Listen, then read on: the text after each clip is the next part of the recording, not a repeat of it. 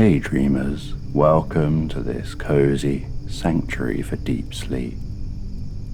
I've been crafting original, slow-living and cozy fantasy sleep stories for over 25 years and sharing them on YouTube since 2007. In that time, I'm proud to say that my bedtime stories have been listened to over 30 million times, helping countless people to find peace from worry and anxiety and to drift comfortably asleep.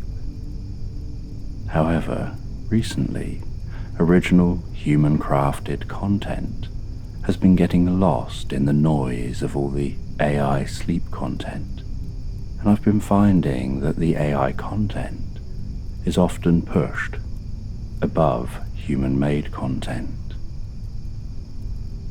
So I'd like to ask you a favor. It really helps the channel if you engage with the content in some way, whether that's liking, commenting, hyping, or subscribing and sharing the content with others and choosing to watch more videos on the channel. So I'll do my best to help you sleep, and if you like this, it would mean the world to me if you can engage with it in some way. I love telling relaxing stories around a campfire. There's nothing better than getting cozy and drifting asleep to a gently crackling fire and the sounds of nature. So before you fall asleep, just take a moment to settle down by the campfire with me as I regale you with a calming tale.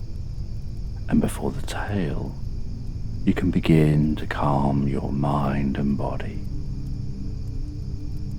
allowing your eyes to close and allowing yourself to begin to relax. And as you begin to comfortably drift asleep, I don't know whether you'll drift asleep faster to the sound of my voice, or whether it'll be to the spaces between my words.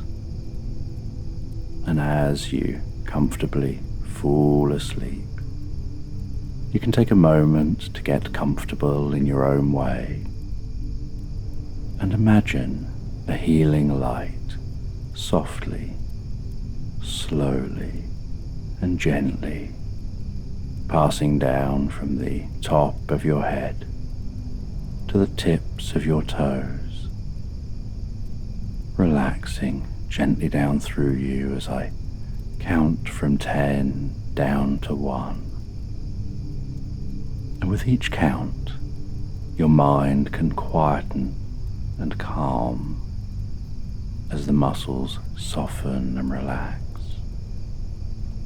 And you can begin the process of drifting peacefully asleep. From 10, that healing light relaxing the muscles around the top of the head, around the back of your head, gently, carefully relaxing the muscles around the side of your head, around your temple, your forehead. And with each out-breath, that relaxation can deepen so peacefully, so comfortably, as it flows down around the eyes and around the ears. 9.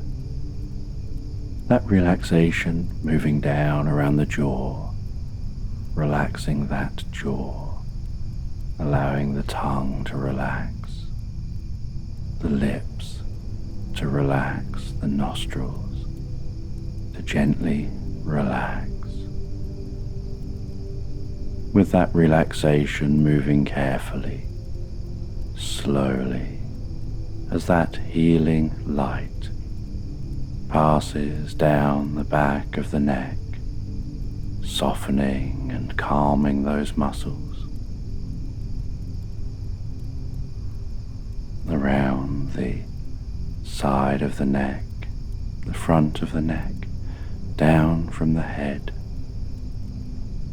gradually moving that calming, healing light out across the shoulders, the shoulder blades, relaxing those muscles like a deep massage passing through your mind and body. 8. As that relaxation begins to move down those arms, and I don't know which arm the relaxation will move down fastest, whether it'll be the right arm or the left arm, but you can be aware of that healing light spreading gently down those arms, around the biceps, triceps, down into the forearms. 7. Moving all the way down to the wrists, the palms of the hands, down to the fingertips, and perhaps as that relaxation continues through those arms with each out-breath, the arms begin to feel heavier or lighter or develop some other sensation as relaxation sets in. And you know the process for sleep is that the body begins to relax, and while the body becomes physically relaxed, so the mind begins to drift and dream, initially to brief reveries before settling on the first dream of the night. 6. And that healing light can spread down from the shoulders and down around the chest, the upper back, softening and relaxing those muscles, gently calming the breathing, helping you drift deeper and deeper into the experience.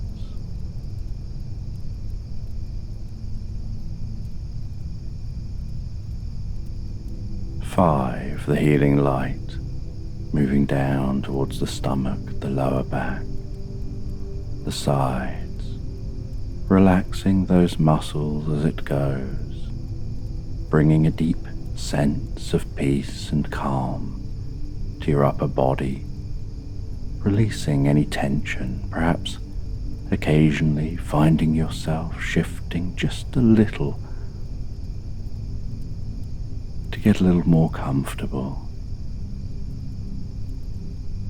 4. With that relaxation spreading down around your buttocks, down into your upper parts of your legs. 3. Passing that relaxation down towards the lower part of your legs. Perhaps those legs feeling heavier and heavier. Maybe as the body becomes deeply relaxed and your focus drifts inside more on what's going on for you in your mind, you lose some awareness of the body as it becomes incredibly still. 2. The relaxation spreading down to your feet, calming, softly, relaxing, all the way down to the tips of your toes.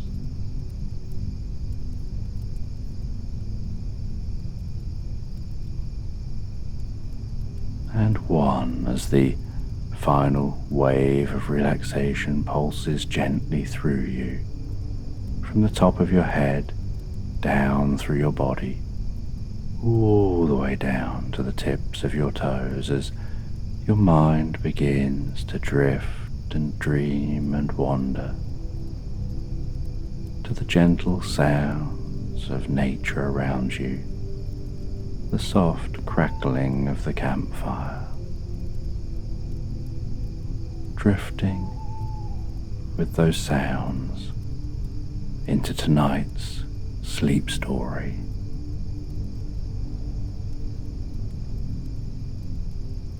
And so as you drift comfortably asleep, I'm just going to tell you a story. A story about a young lad who one day went to the library. And he had never really been in libraries, he'd never really been interested in going into libraries. He liked sitting at home playing computer games. He'd never really thought about reading books. But as he was out walking one day,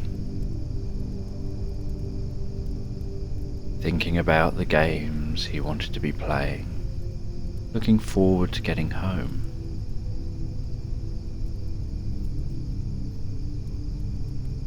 he decided to take a slightly different route. And so as he walked this different route, he was curious about the different sights, the different sounds. He was walking past different houses,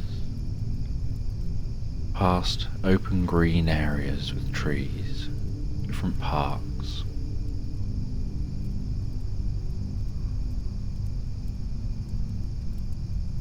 He walked past a park with black iron railing fence, ran his fingers along the fence, bouncing his fingers from rail to rail.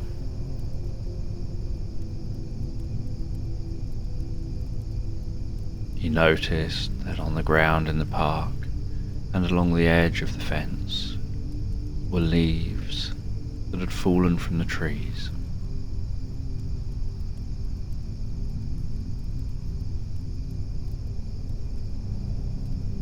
He could notice the rustling of the leaves as the wind blew a breeze.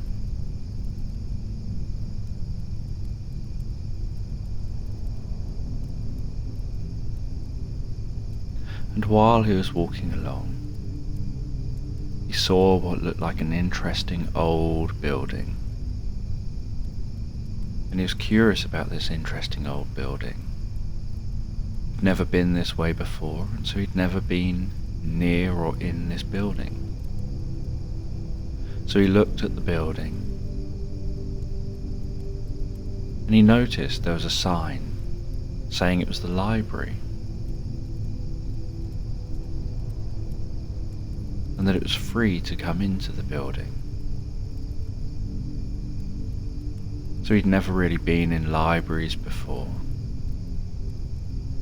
but he thought he wanted to look around this old building. He thought it might be a bit spooky, might be exciting. And as he walked into the library, he noticed that there was instantly a smell of old books. And everyone was very quiet in the library.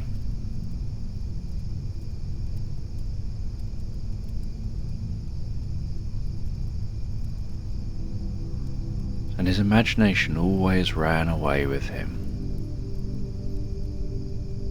And so he wanted to see some of these really old books. So he walked around, he saw books that were quite new, books that didn't look that old, and then books that didn't have pictures on or typical covers. And he thought these must be the really old books.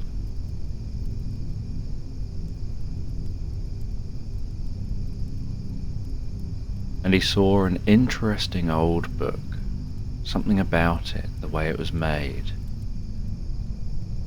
the detail on it, how ornate the book was. Something about it made him pick it off the shelf It was a heavy book, a dusty book. And he guessed that it must be about half his own weight as he picked it off the shelf.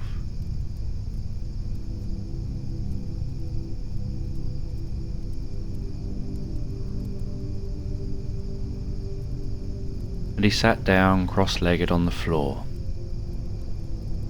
resting the book in front of him, opened the cover,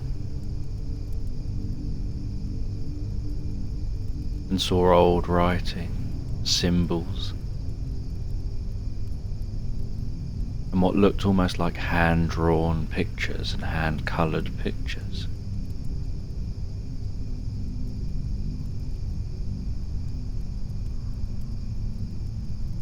And he saw the date of the book, and that it was from the 1700s. And he thought about how old that was as a book.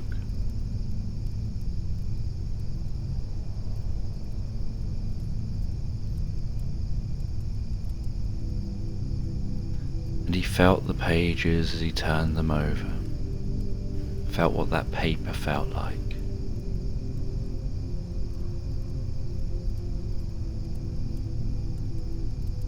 And he started to read.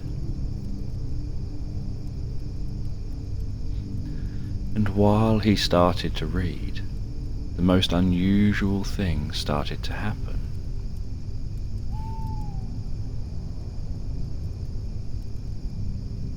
The book began to glow. Initially, it was a glow that was almost imperceptible. He just had a feeling that somehow light was coming from the book.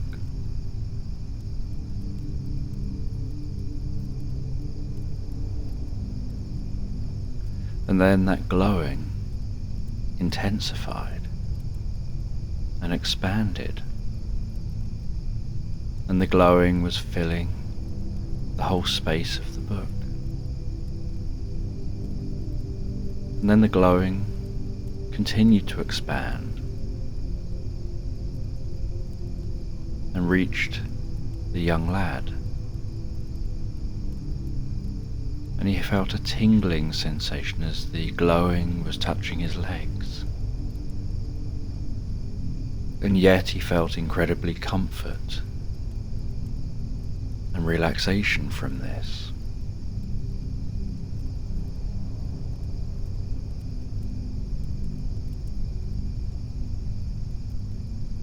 And the glowing ball of light got brighter and more intense as it spread to engulf the boy and the book. It was as if he was in his own little bubble, a kind of energy bubble or a light bubble.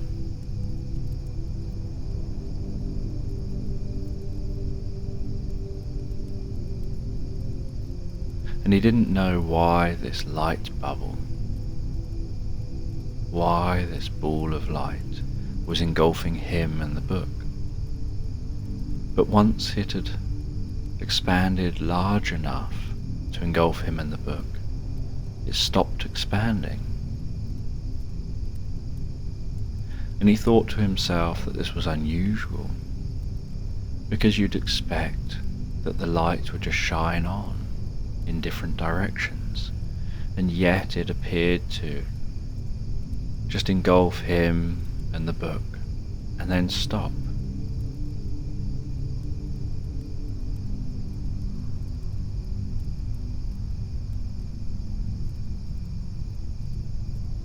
And on the inside of this bubble of light, he started to notice swirling, different patterns, different colours, different shapes, different lights and darks, swirling and moving on this bubble all around him, wherever he looked. And he looked down at the book and he continued to read. And while he was reading, The swirling patterns on the light began to take shape, began to take form, as if it was starting to try and form what he was reading on the inside of this ball of light. And he continued reading.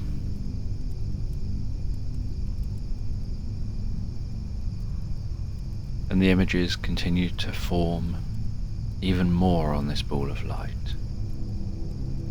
And as he finished the first chapter in the book,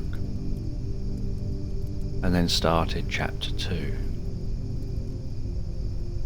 so he noticed when he looked up from the book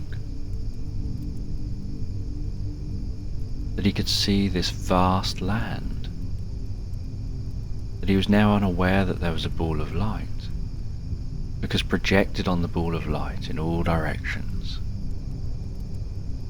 was a scene from the book.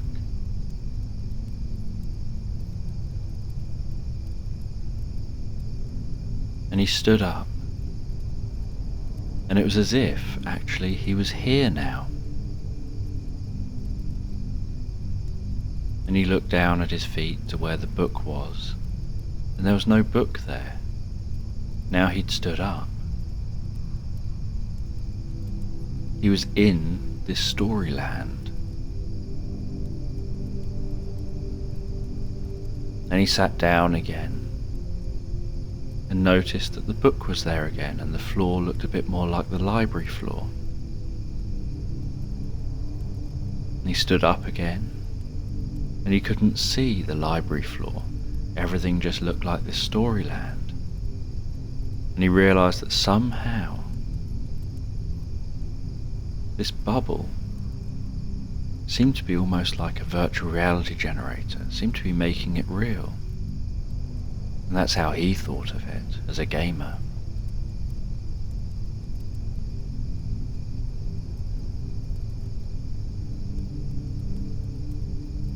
And he had the strangest feeling, almost like he was feeling compelled to walk somewhere, and he didn't know where. And so he walked away from this spot where the book was. He turned to look at that spot. He thought, how can he remember where this book is? Because you can't see it. You can't see the bubble. You can't see that light or anything when you walk away from it. So he looked around him. He found himself some sticks, and he stuck them upright in the ground. Sticking them upright around roughly where he knew the book was, so that he could come back and see those sticks, and then sit back down, and he'll find the book and he can close the book. And he assumed closing the book would probably close this story. But for now he felt like he needed to follow his compulsion. He didn't really understand what that meant. He just had this feeling. And so he walked over hills. He could see a vast land out before him. He could see what looked like a medieval city. Off in other directions he could see small little towns.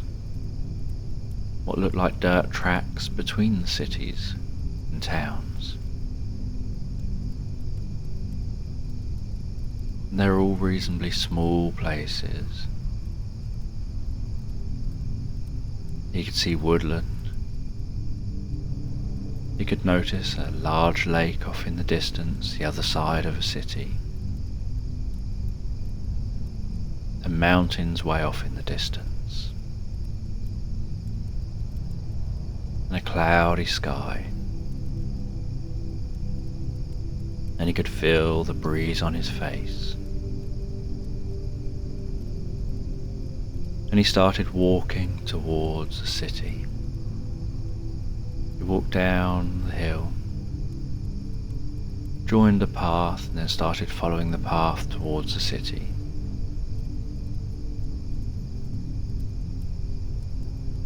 And as he walked, he wondered where this place was. He felt that it seemed like the place that was set up in the first chapter of the book. So he walked and he headed towards that city.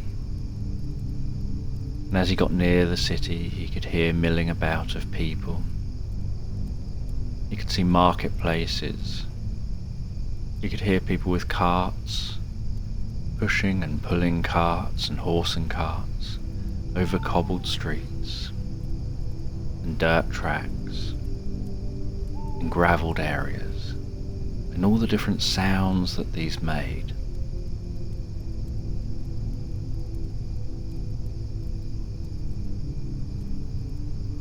And so he walked into the city and noticed what the buildings looked like, all handmade, most of them single story, all medieval looking.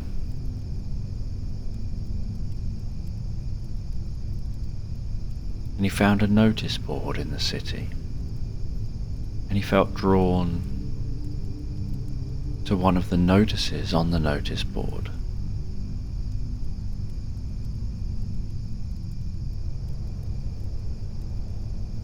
And that notice talked about having to find a beacon, and it gave some cryptic clues as to how to do that.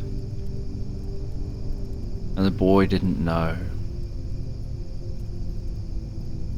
what the cryptic clues meant, but he had this feeling like he was living out the story, and that it didn't matter that he didn't know what it meant, because he wouldn't know what it meant if he read the story. What would happen is that he would just live out the story and likely work it out. So he put the note into his pocket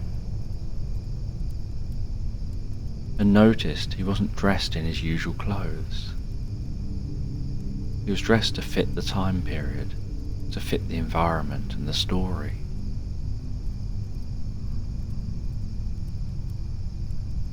And he felt this compulsion to walk through the city and out the city gates at the far side, in the direction of the lake and the mountains. So he walked through the city, taking in the hustle and bustle, the way people were talking, different sights and sounds.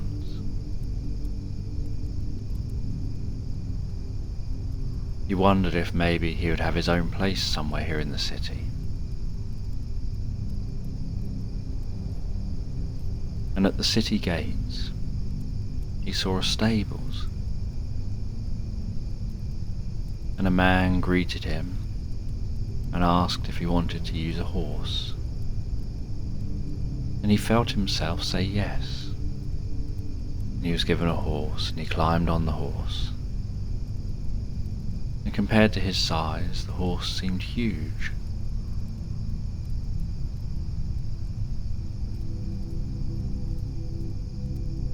And so he started his journey towards the lake on that horse, just trotting along, feeling the bouncing up and down on the horse while trotting, the sound of its hooves on the path.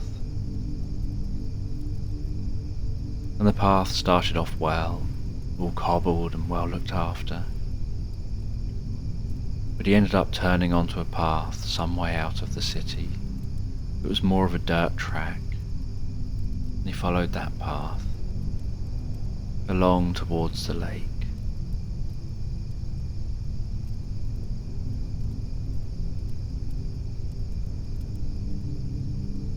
And as he reached the lake, He dismounted from his horse, walked along with his horse,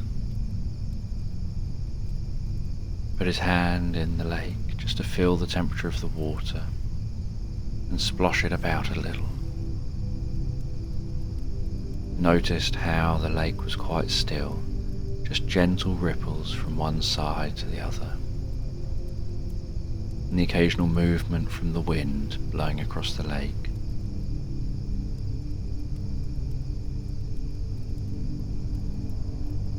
And he walked along the lake towards a bridge, and as he reached the bridge that crossed right over the lake, he could see an elderly man with a cane just sat there, as if he was just waiting for something.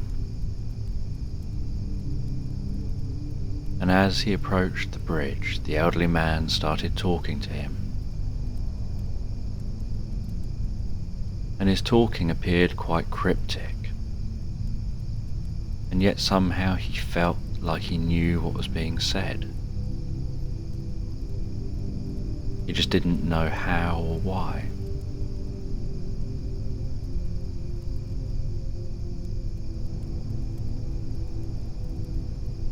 And then the elderly man gave him something.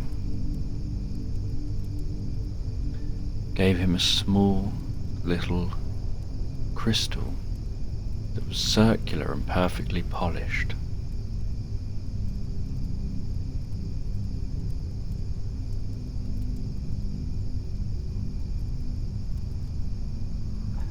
And then the man showed him on his way and guided him with his hand across the bridge. And so the lad crossed that bridge with his horse, and was aware of the way the horse's footsteps clipped and clopped on the wooden bridge, and he wondered to himself about whether the bridge was rickety, given it was quite long and it went across this lake.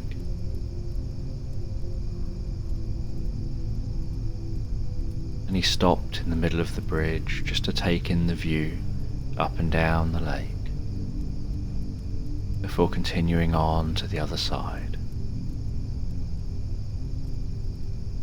And then on the other side of the bridge, on the other side of the lake, the lad got back onto the horse and continued trotting along the dirt track that went along the other side of the lake.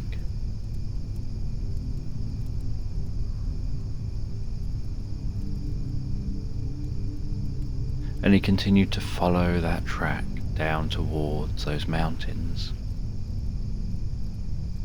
And he was aware as he trotted along that the sun was gradually setting, that he was getting hungry.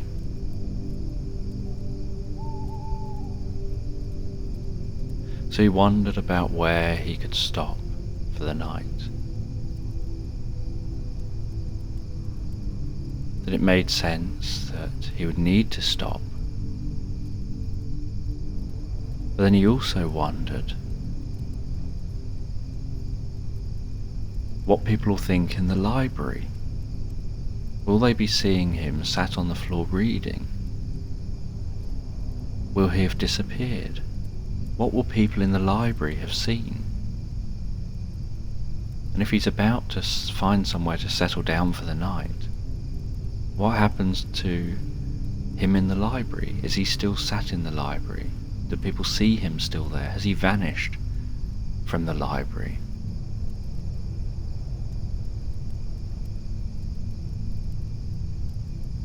What about his parents?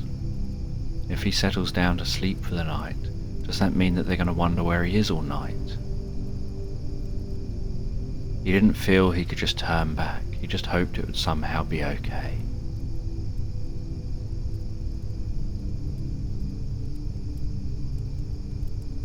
He felt this compulsion to have to complete his mission.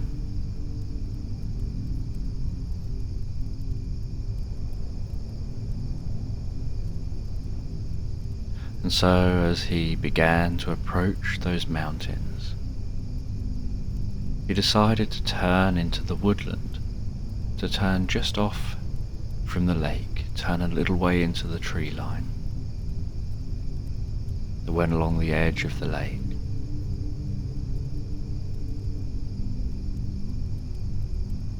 And set up a camp just off the ground among the trees. And he created himself a hammock off the ground, noticing that in his backpack that he didn't even know that he had some material to make a hammock, which he tied between some trees. And he had some other material that he tied between trees over the top of the hammock, almost like making a roof.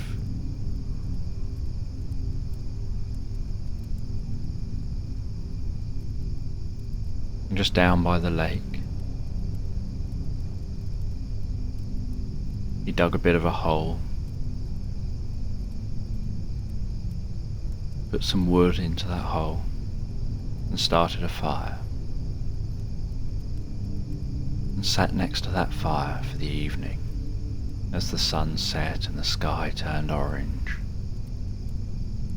And he could see the moon rising, stars appearing, hear the crackling of the fire, feeling the warmth of the fire, hearing the gentle lapping of the lake water on the shore.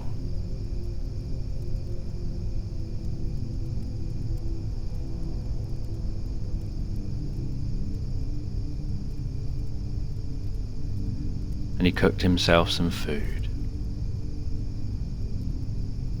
and his horse rested and ate as well.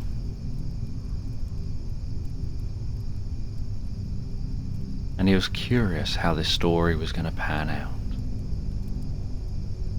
He thought about what it feels like to be a character in a story.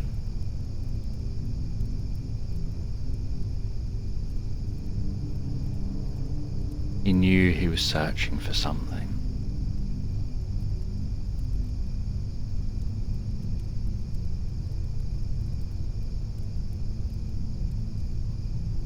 And then, just as it got quite late,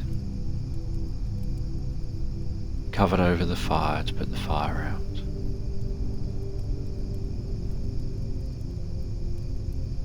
Got a blanket out of his bag,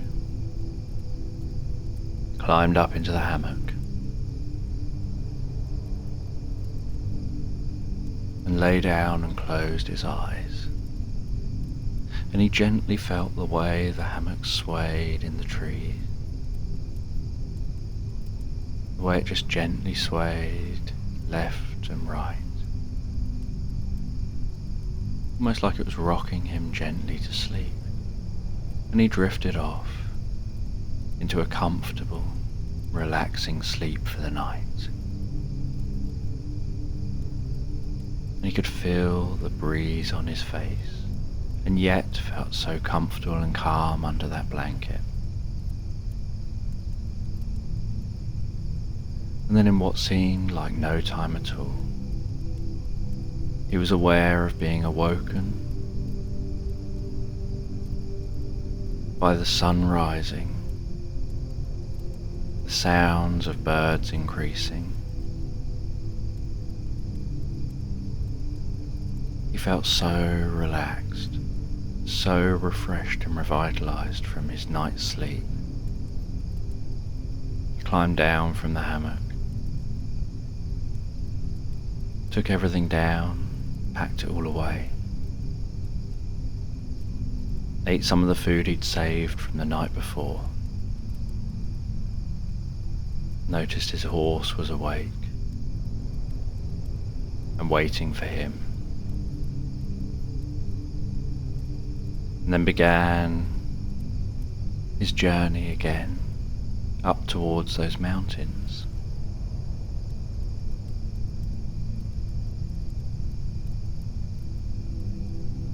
He was unsure how he was going to find a beacon, but he knew he had to find a beacon. He just felt that somehow the story must be unfolding in such a way that he'll just find it. The story must know what story is being told, and that he's just a character going along for the ride.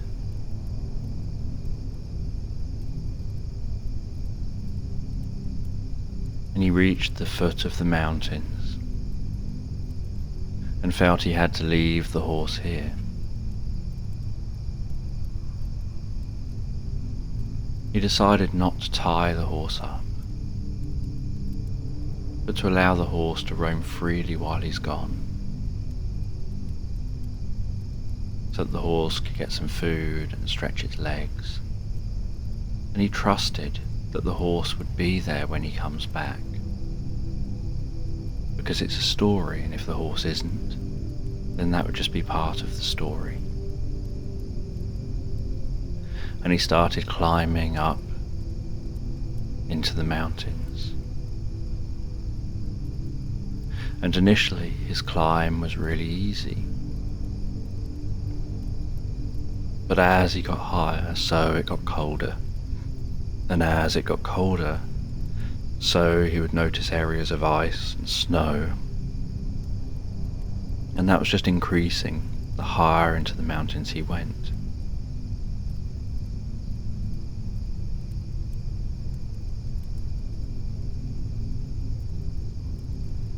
And after some time climbing and being exhausted, he decided to stop for a break for a moment.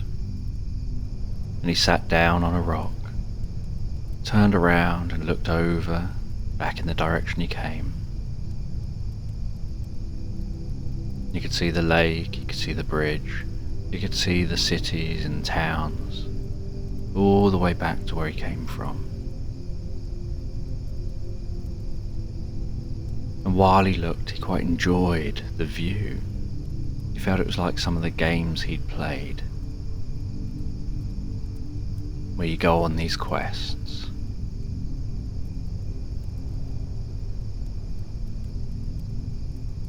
And so he took some time to have something to eat again, before continuing his journey up the mountain. He felt this compulsion of where to go, but didn't really know where he was going. All he knew was his quest idea. He knew what he had to achieve.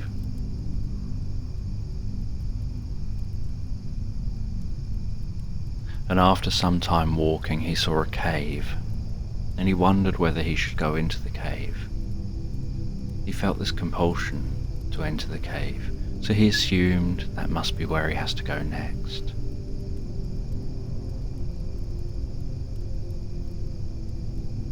And at the entrance to the cave was a stick with a flame on it.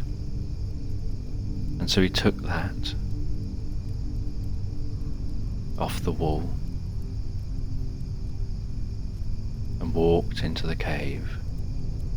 And as he walked into the cave, so he noticed the way the air sounded different, the way it rushed through the cave and echoed, how noise sounded different, how a lot of the mountain sounds quickly began to fade, and it sounded so much quieter but different noises, how each footstep became echoey in the cave, and he could hear drips echoing in the cave.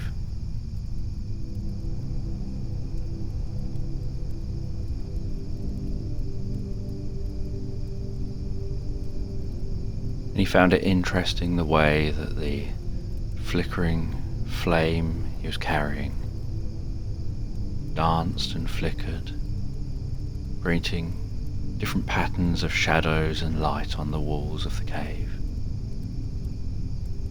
as he walked deeper and deeper into the mountain.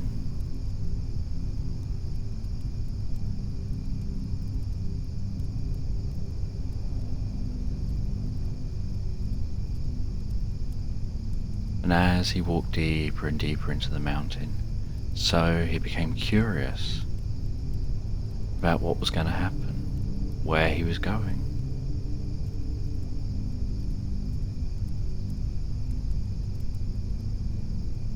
and he encountered a door. And he knew it was a door because he'd seen these sort of things in games he'd played, even though it looked like a smooth rock. He just had to figure out how to open it.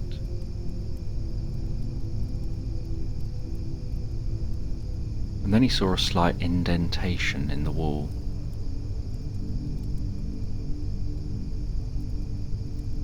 And he took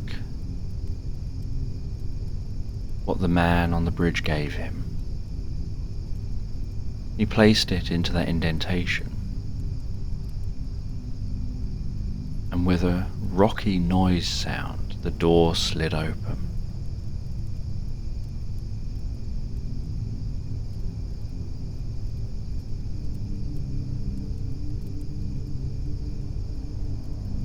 And then he walked in through that door and found himself in a vast chamber. And in the middle of the chamber was a pedestal with a book on it. And he walked over and he looked at the book.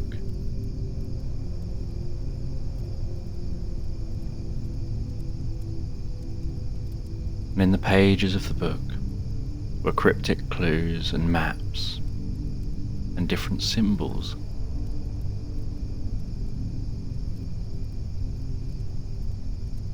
And so he looked through the different clues, trying to figure out what it must mean.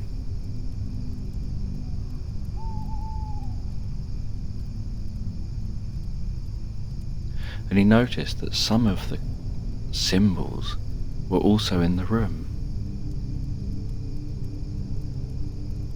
He saw that in the four corners of the room were tall, cylindrical rocks that had symbols on them and writing on them.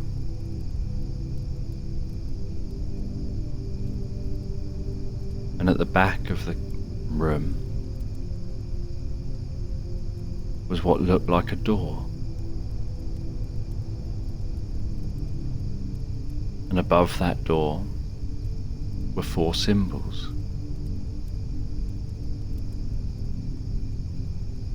And so he worked out that what he must have to do is go to each of those cylinders and turn them round and perhaps make it so that the same symbols that are above the door are perhaps facing the symbols on the floor in front of the cylinders. And each cylinder was really heavy, and he pushed and he managed to just about turn each one at a time. And once he'd turned all four so that the cylinder and the symbols all matched up, suddenly the door slid open and he could see daylight again. It was as if he'd walked straight through the mountain.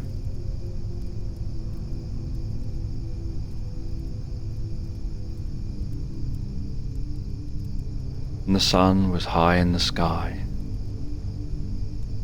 And he started walking down the mountain, down this far side of the mountain. He looked back and up, and he could see how high the mountain was, and he was glad he didn't have to climb to the top.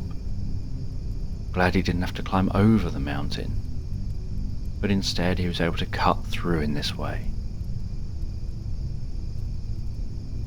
And he walked down the mountain.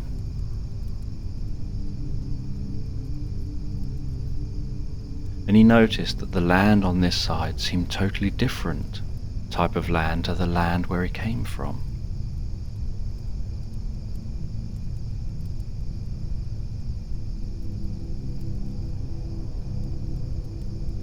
It definitely seemed far more sunny than the land he came from. It had a more positive vibe to it.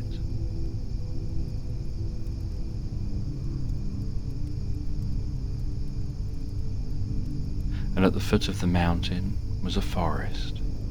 And so he walked all the way down that mountain, walked into the forest.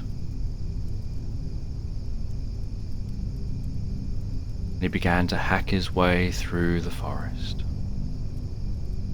not knowing where he was going, just running on instinct, creating his path, hacking his way through the forest, where he came to a lake. And he saw a small island in the middle of the lake, but he didn't know how to get there. But he had this feeling like that's where he's supposed to be.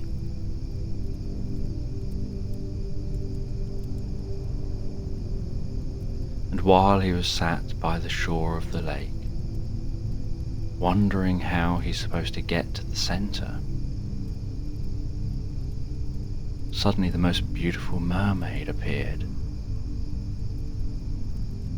from under the water.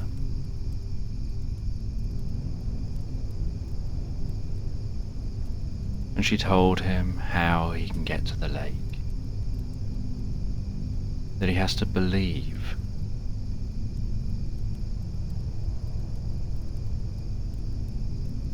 and that if he believes enough, the water will part and a path will appear between where he is and the center of the lake. And he thought that's unlikely to be the case. How would the water just part like that? And she just said, you have to believe. And he said, but I don't believe. The water can't just part. And she just said, you have to believe.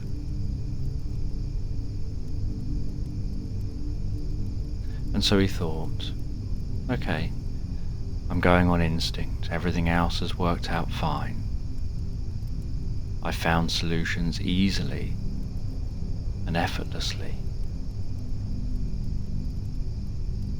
Just accepting what comes up in my mind.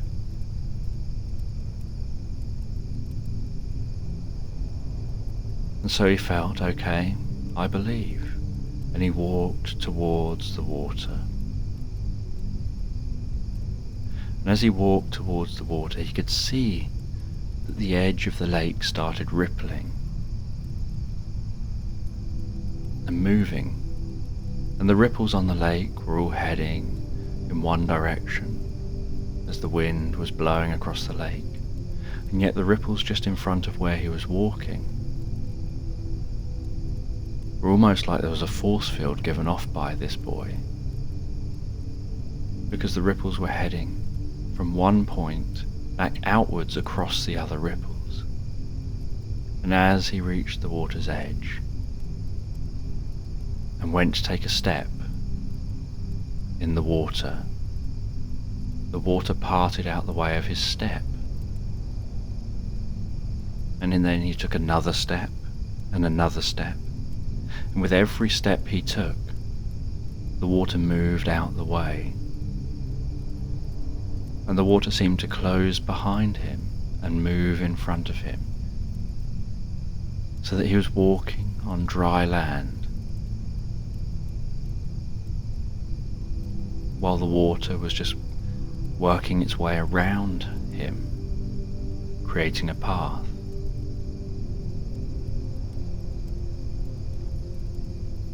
And within a few steps he gained confidence that this was going to continue. And so he carried on walking and walking until he reached that island in the center of the lake.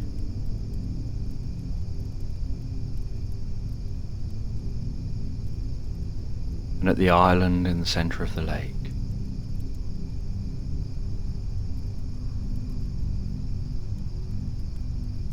he found a switch.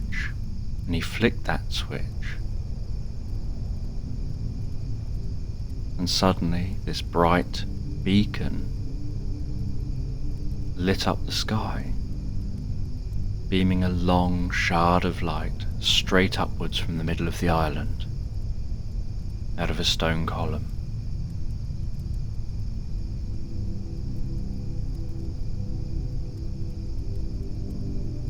And then the beacon began to turn golden from the top down as that light beamed up into the sky.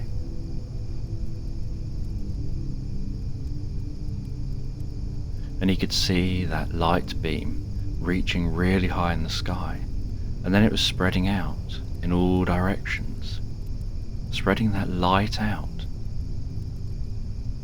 almost like it was encircling the land.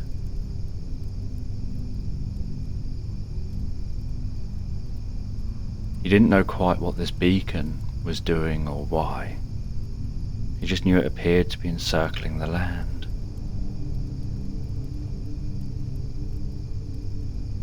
And he felt this compulsion to now have to get off the island and head back the way he came, across the lake. So he walked back across the lake, and the waters parted again for him. He didn't know what he had done, what the outcome of this was, or what he had to do next. He now just felt that he had to walk in a different direction. So he started walking in a new direction away from the lake, walking around the edge of the lake and then following a stream that led away from the lake.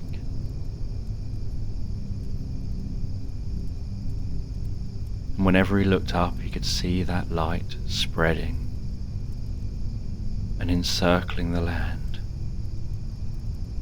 And he knew this was a good thing, but he didn't know why or what was happening. And he followed this stream.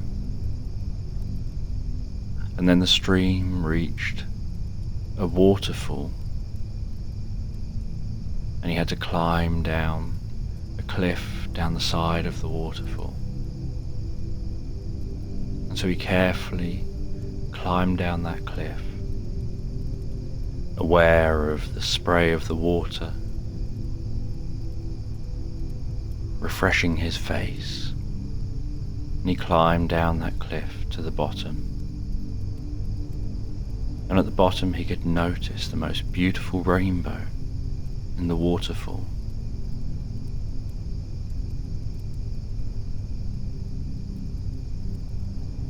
And he continued to follow this stream that was getting wider and calmer.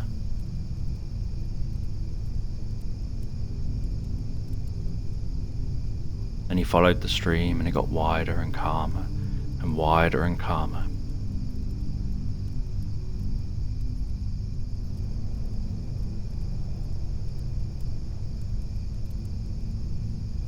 Until suddenly he encountered a dragon. And the dragon just was sitting there. And the dragon, in a deep voice, spoke about how some parts of the land had a darkness fall across the land, and that some people had become aggressive towards dragons, and yet dragons were the saviors of the land. Dragons watched over the land.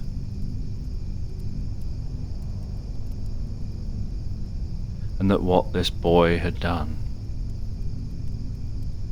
was to create light again, to create light to the land. And that this dragon was gradually recharging, was basking in that light and recharging to be able to take off and fly.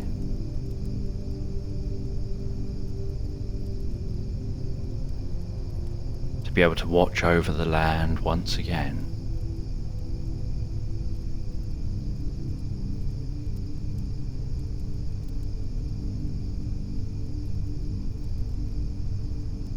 And so the boy spoke with the dragon about this land, about where this darkness came from, and whether this is all that's needed to get rid of the darkness. And the dragon explained that now the light is here, the darkness will fade, and the dragons can keep that darkness away, can keep the cities and towns safe once again. The people will be more positive, optimistic. It will believe in hope and love.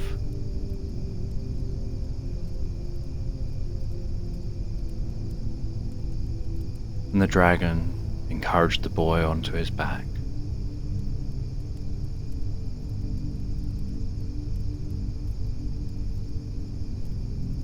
And as he fully charged himself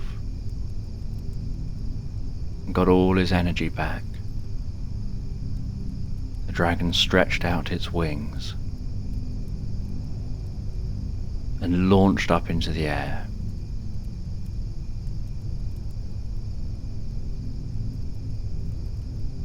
And the boy had a sense of excitement as the air rushed through his hair.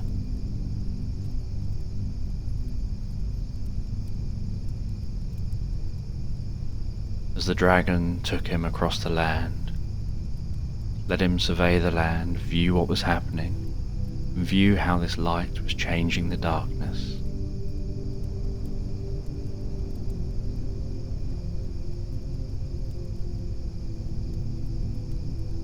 The boy noticed the dazzling bright white light piercing all corners of this land as he flew up higher and higher over the tops of the mountain range. And he wondered about the horse, and the dragon said the horse will be okay. The horse will find its own way home.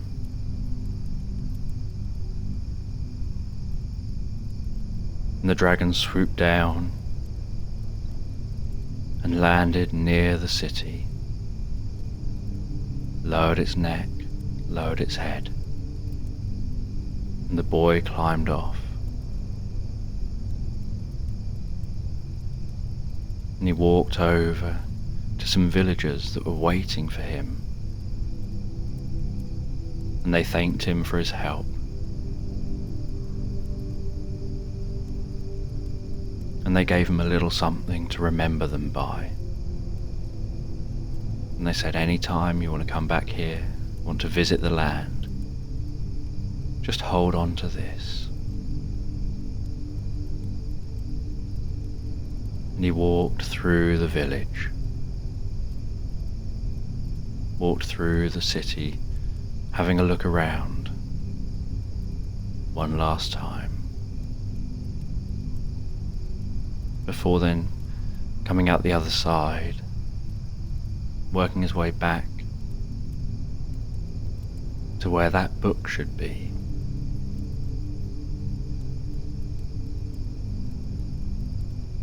And he walked up that grassy hill. He could see his sticks there. And he walked and went around the sticks, knelt down next to the sticks, and could see the book and the library floor. And he crossed his legs, sat in front of those pages, took one last look around him at the land he could see,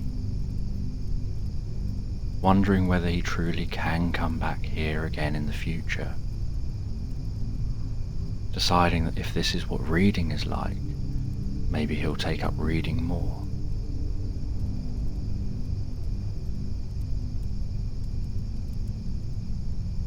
He then closed the book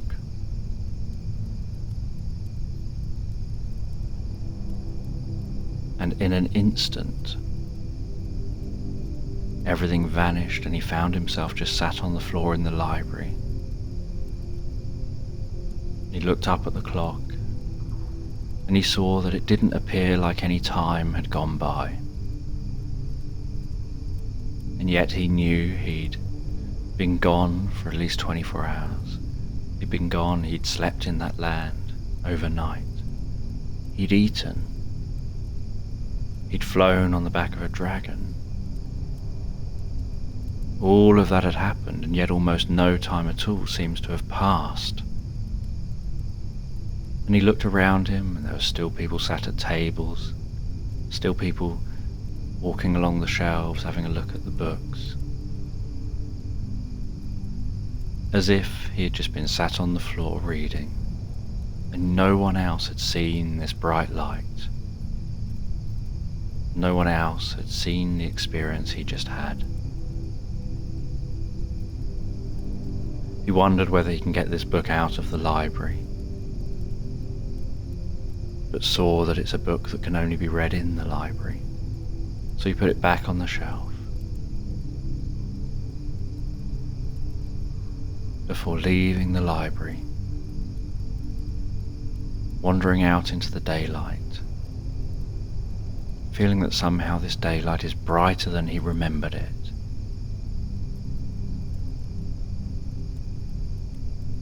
And continued this alternative journey home. And it took him a bit longer, this route, but he felt that he would take this route again in the future. And so he continued his journey home. And when he arrived home, he tried telling his parents about his experience. And they just humoured him and said, yes, that sounds like it's fascinating, you read a book. And they didn't really believe the experience he had. They just thought he had a vivid imagination. And he was sure it wasn't his imagination.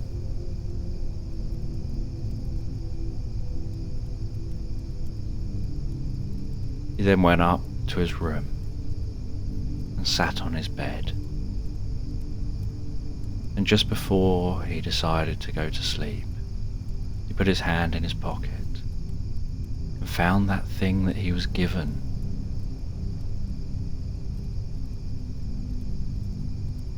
By the villagers. And he realized that it wasn't a dream. It wasn't a vivid imagination. It was real. What he experienced really happened to him.